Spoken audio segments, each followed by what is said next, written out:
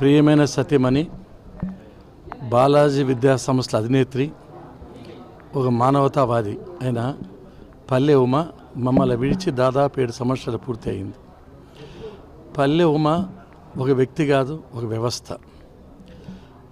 సాధారణ గృహిణిగానే కాకుండా బాలాజీ విద్యా సంస్థల కరెస్పాండెంట్గా, సెక్రటరీగా లక్షలాది మందికి చదువు చెప్పించడమే కాకుండా వేలాది మందికి ఉద్యోగ అవకాశాలు ఇచ్చి చరిత్రలో చిరస్థాయిగా నిలిచిపోయింది.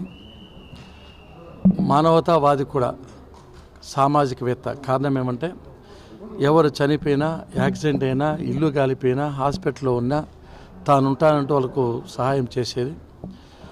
ఒక రాజకీయవేత్తగా నేను నల్లమా నియోజకవర్గానికి కానీ, పుట్టపర్తి నియోజకవర్గానికి కానీ అన్ని ఎన్నికల్లో తెలుగుదేశం పార్టీకి సంబంధించిన sarpanch, MPTC, MPP, ZPTC, MP, MLA ఎన్నికల్లో తానే విశేషంగా కృషి చేసి మా గెలుపు కూడా సహాయం చేసింది. అటువంటి మహోన్నతమైన వ్యక్తిని కోల్పోవడం నిజంగా చాలా బాధాకరం. ఎన్ని జన్మలెత్తినా అటువంటి వ్యక్తి మా కుటుంబానికి దొరకరు. భగవంతుని ప్రార్థిస్తున్న అటువంటి వ్యక్తి తిరిగి పుట్టాలని.